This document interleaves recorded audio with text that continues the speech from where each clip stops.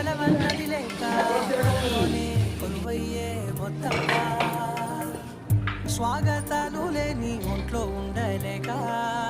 విరహం కనుమరుగయ్యే మనతో వేగలేక కష్టం నష్టం